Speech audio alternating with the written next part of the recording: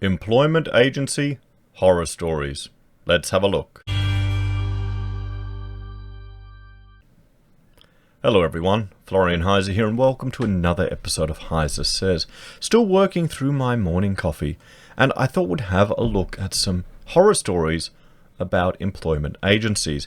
Now, I put the call out to viewers to share some of their stories and experiences, and I think this is going to become more and more relevant because, well, now with the penalties coming back in for job seeker, more people are going to experience, well, the true pain of dealing with these bureaucratic organizations. So I thought we'd have a look at a few horror stories from Reddit, and then some of the comments that have come from the viewers, and just some of the issues that we're facing and how to address them. So let's have a look at this. Useless employment agencies now have the power to cut your payments. So these are private organizations that can cut your payments. And this is what's coming back again. It's kind of been, they don't, frankly, I imagine Centrelink doesn't have the capacity to monitor what's going on right now with job seekers. So they've just stepped back. So this is from 4 years ago, but I still think it's relevant today. So this user gets a text message notification stating that they missed an appointment. And my understanding is that you've got to go to regular appointments so they can help you find a job. Although I suspect the people there probably aren't that good at helping you find a job. Calls to arrange a new appointment and inquire about the job agency sending text message notifications. The job agent woman tells me it's my fault that I did not receive a text notification and that I have to go to MyGov to activate it. I explained that I received the text message notification for being cut off. Checks MyGov, it's notified. So he had it set up properly.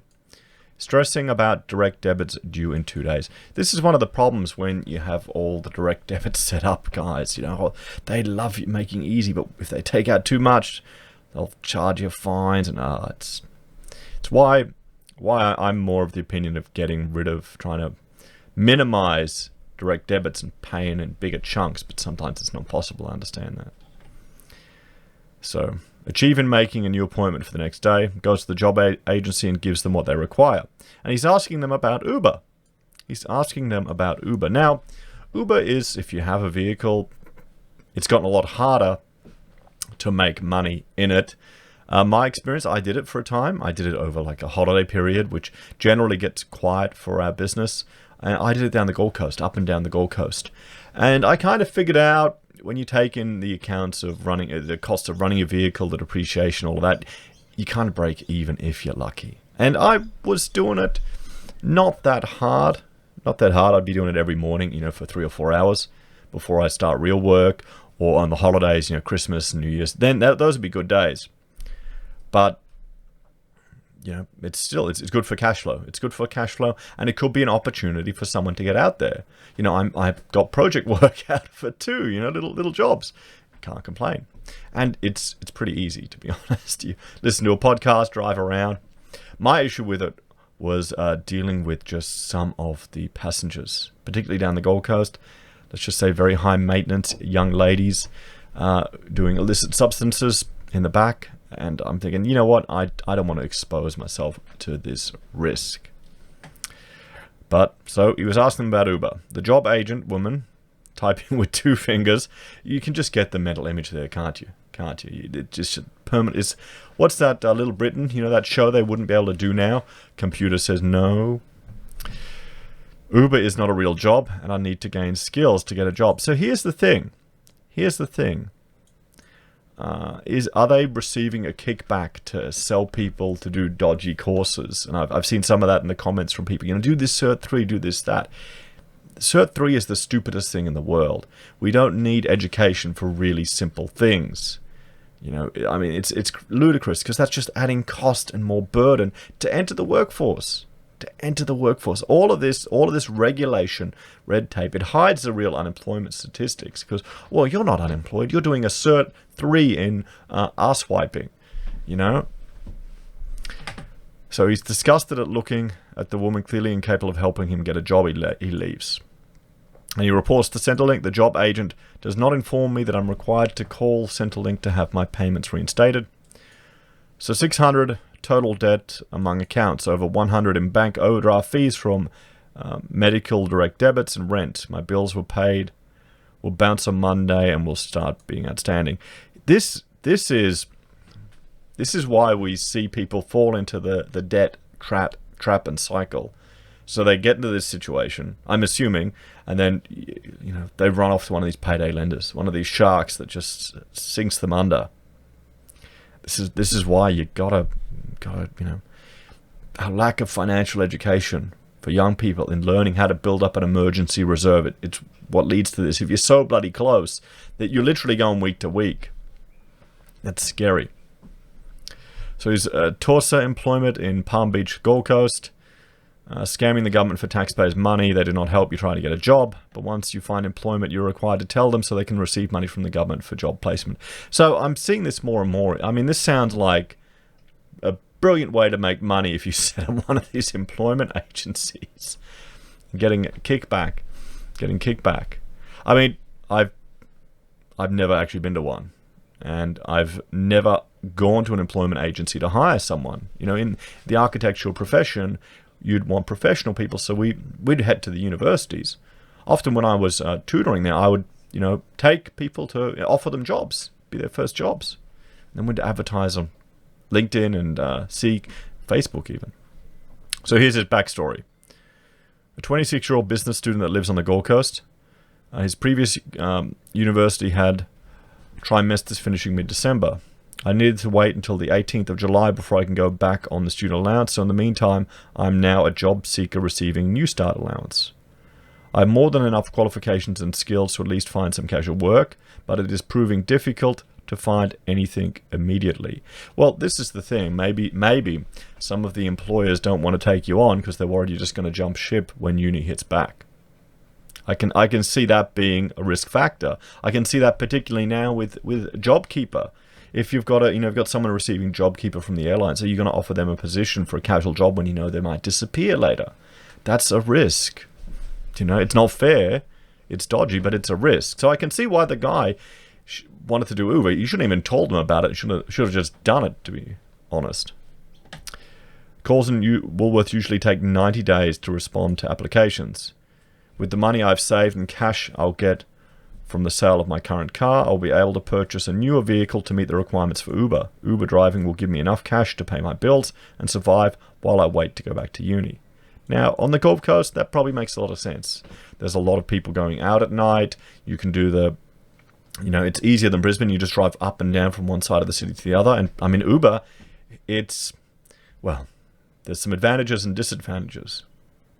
You can make money. You've got costs to incur. You've got to put your cash, your taxes and GST aside. I mean, it's just being an independent contractor. It's being a small business owner there. It's your business. In some ways, I think it's very good.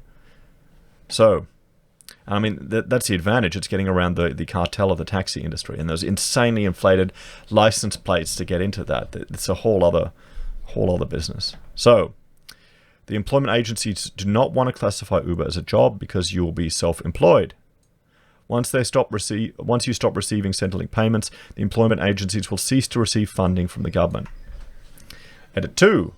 The Tersa job agent informed me I was leaving my reassignment interview that if I were to miss my next appointment or have an incomplete job search form, they have the power to cut my Centrelink payments immediately.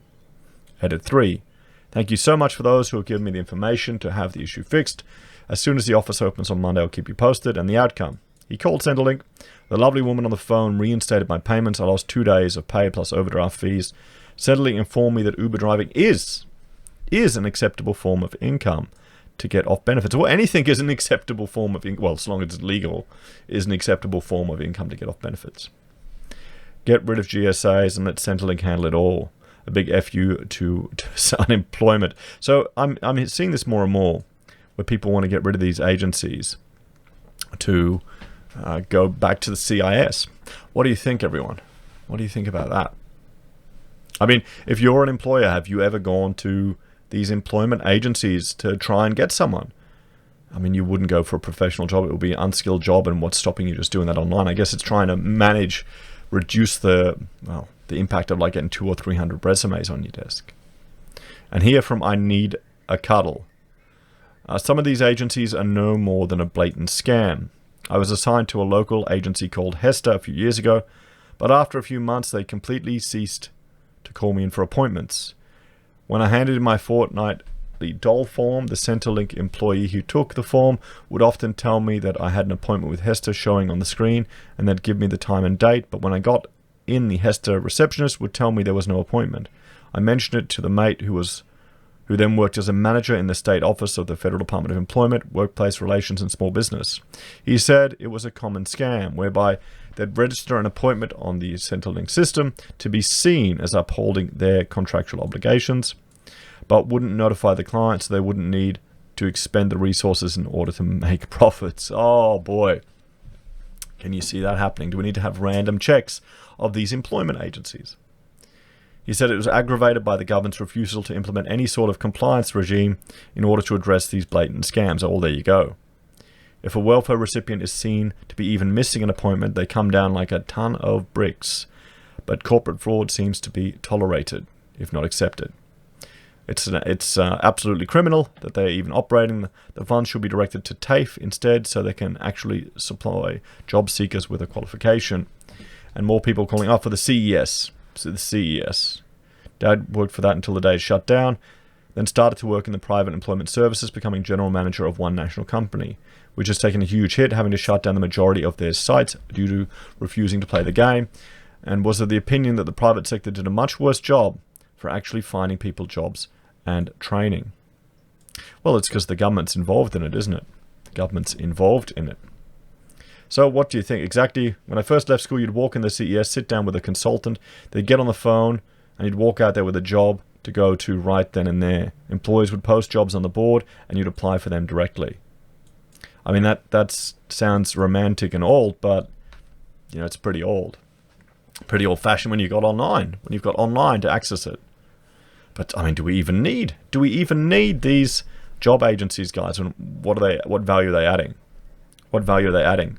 Couldn't Centrelink manage? Oh, I mean, they could manage much, but couldn't a lot of it be automated? Trading provided by online systems. Maybe you've got random meetups of people who want to find work, or volunteers from business. I'm sure there'd be a lot of business people, and I've worked with them too, that have taken on people hard on their luck, trained them up, showed them how to interview. So when it changed to Centrelink and job network providers, F me. I'd find a local job I was interested in and was being handled by an agency over 1 hour away. I'd travel there by public transport, get in the office where 4 employees were sitting out the back drinking coffee, only to be told they couldn't do anything that day because they didn't have the funding. Wouldn't even just give me the number of the employer I wanted to contact. There you go. There you go. Years later, I've been assigned to a job network provider. Before even going to my first meeting with them, I found a job at the post office on my way through called canvassing. But I stayed on the books with Centrelink, accurately reporting my income because I was casual, just in case my hours dropped and I was entitled to some benefits.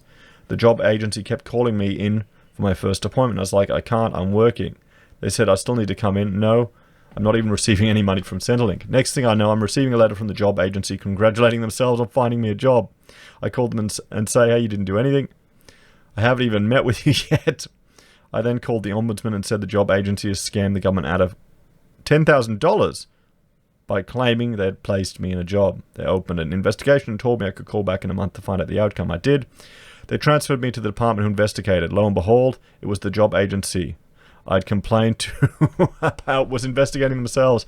I found there was nothing untoward. Or they found. Job networks are the biggest scam perpetuated on the unemployed. Well, there you go. And we have some more horror stories here, everyone. Some more horror stories here. I'm currently unemployed. I show up to all my appointments on time, never miss an opportunity, never been late. I'm currently doing work for the dole. I show up to all my work for the dole shifts on time, never been late, never missed a shift. I get along with everyone, great, and I have 2 references from my job placement. I show up every week for my appointment at my agency. I ask if there's any jobs available, short-term or long-term, but I get brushed off. I would have thought if you show some kind of initiative, then maybe you'll be put forward for some jobs. Not once have I been put forward for any job placements with my agency. I did not see the point of going every week just to spend a few minutes there. At my work for doll placement, there is a young lady who has to do 15 hours a week for the doll. Now the agency is trying to force her into doing another 15 hours a week at a for-profit company. They want her to do 30 hours a week and on top of that look for work. They use any excuse of work experience. Her last job, she was with that company for 10 years. She doesn't need work experience, she needs a job. Everyone unemployed needs a paying job, not some shitty work experience placement. Most people who are unemployed already have work experience. They just need a paying job to get a new start. And I mean, here's the thing. I wanted to look at this because of work experience is something that we have actually encountered in our profession. There's an architectural practice here in Brisbane that is notorious for offering people work experience. Now, this work experience has contracts from 6 months up to a year where they're actually doing the equivalent of paid work. They're working on real projects. They are replacing paid people. I would be competing with this firm for jobs and they'd be coming in very cheap. I wonder why. I wonder why they could come in so cheap. I wonder why. So it is a mess. It is a mess. I mean, have you encountered this, guys? Have you encountered work experience being used as a way to get, well, to get free employment, free labor? One of the problems is, everyone, one of the problems is you're going to get a class divide and people who can afford to do these unpaid internships, this free work experience. So let's have a look at some of your horror stories that I left. This was a unemployment agency that I found that had a 1-star rating, and some of you have left some comments there on the community tab. Thank you very much, and I thought we'll go through it. Before I do that, I'll have a shot of coffee. So, DJ DOS83. Useless intermediary scum was working in Sydney through an agency, as that's the only work I could find at the time. Find out they're charging the company, the client, nearly double of what I was actually getting paid an hour. I mean, that's really frustrating when you find out how much if you're working for one of these agencies and they charge you out. I mean, it's a great way to make money if you own the agency, isn't it? But the problem is, we've seen it in the coal mining sector. We've seen it. There's so many people lining up to get the jobs, like 1 million people on their books, that they've been able to ignore some of the legislation regarding casualisation. And you can see the interview I did with Stuart Bonds. Now I'm going to link to that here, because the funny thing is that interview doesn't seem to appear in my playlist for interviews. I don't know why, but I'll link to it here. Have a look if you haven't seen it. Terrible. They confirm you send 10 resumes. A robot could do it. Sharks that poorly match applicants to vacancies, wasting everyone's time. Thankfully, been 5 years since I've had to deal with them, but I hear they haven't changed. If I have to job search in the future, I'll approach potential employers directly first. And yeah, that's what I think, frankly, you need to do. You need to avoid them if you can. I mean, but some people can't. Some people don't have the initiative. Like the guy there who was showing initiative, he should have just started looking. Probably a bit naive in thinking someone in some of these agencies. I mean, you can't imagine it's a very fulfilling job. It's not creative. It's not that sophisticated.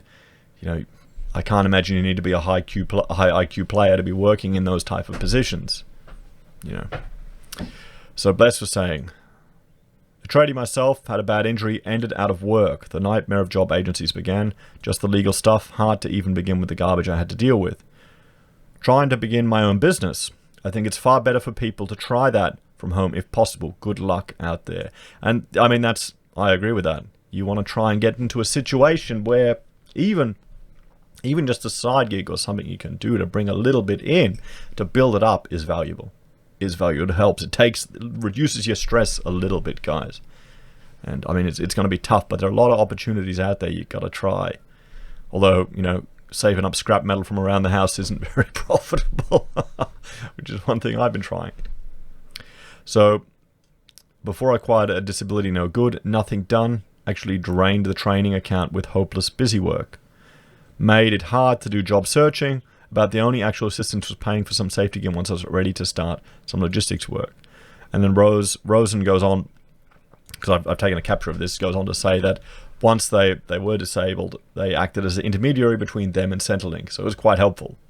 So you're getting mixed stories. I honestly think it comes down to the individual agent you're dealing with. There's some people there that probably are really passionate and want to help people find jobs. Want to help. Could you imagine? I can just imagine someone being passionate and excited and then getting just broken by the system. Russell, I'm a civil engineer by trade with a background in railroad infrastructure with 5 years experience. I've been fortunate to work in several tier 1 design consultancies, as well as being fortunate to work in engineering at a time when my skills are in demand due to the massive amounts of infrastructure being built. Prior to my departure from my previous role, I was contacted by quite a few recruitment agencies who tried to entice me to take up offers and insisting me with finding a job. And again, I mean, this is about a lot of the agencies, a lot of the recruiters who try, because they want to get their commission. They want to get their 10%, 20% cut. And particularly in an in-demand profession like this, as a civil engineer now, I can see how Russell would be getting chased.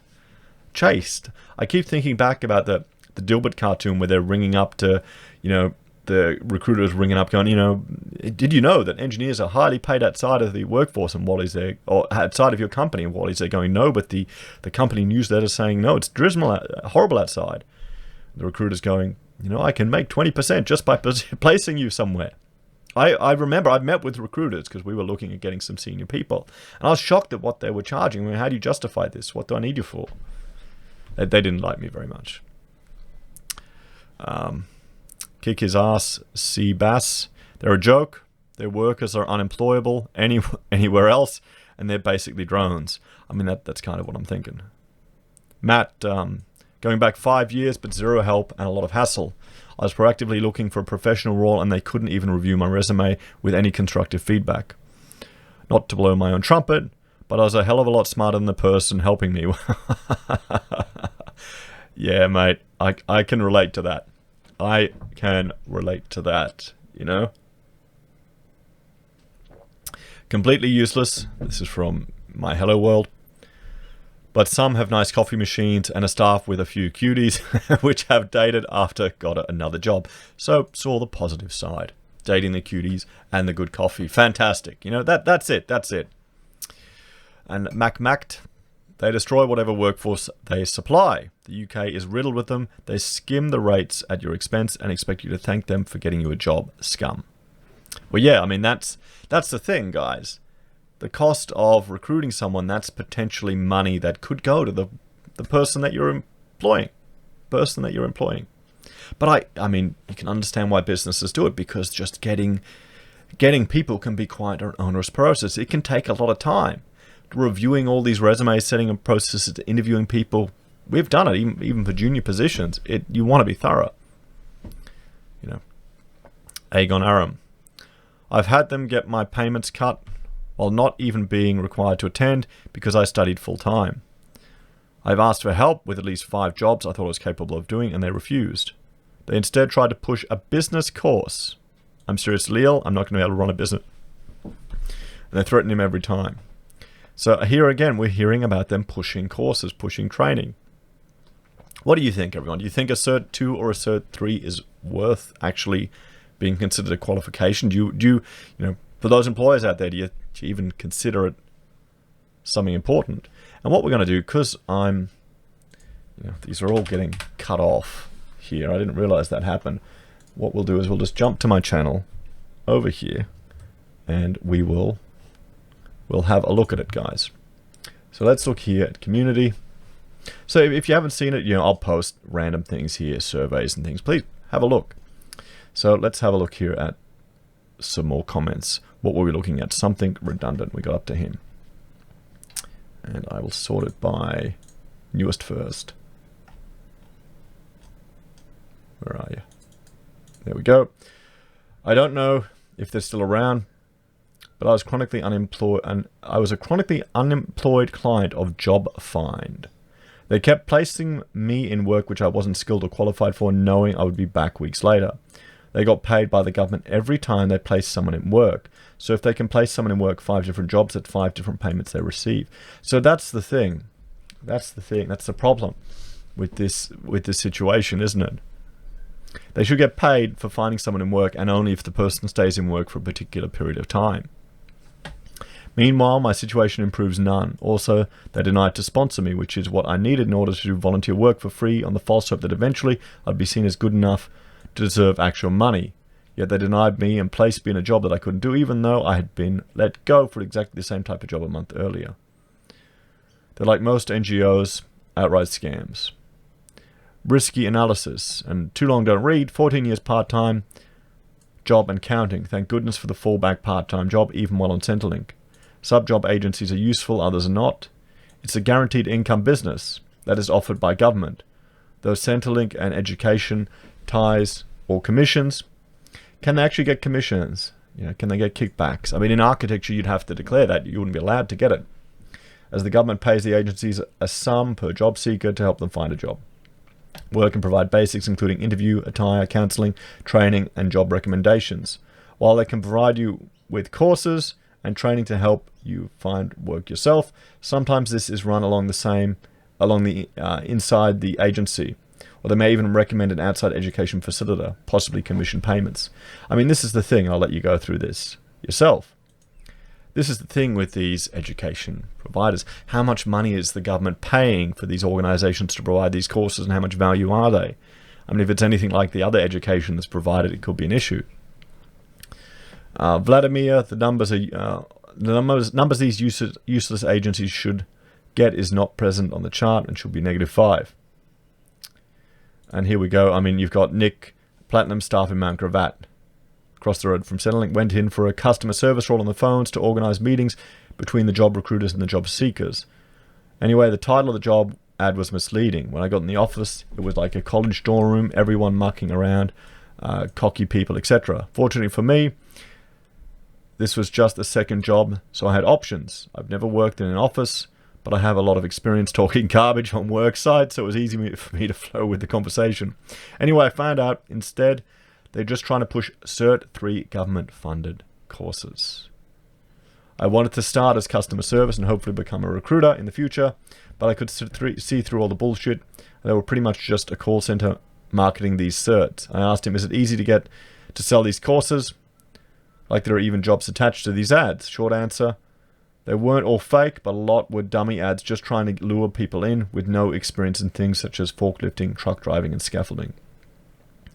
And we've got a few more here, and I'll let you have a look at those in your own time, guys. You can see those over at the comments section because the video is getting rather long. But okay, there are issues here.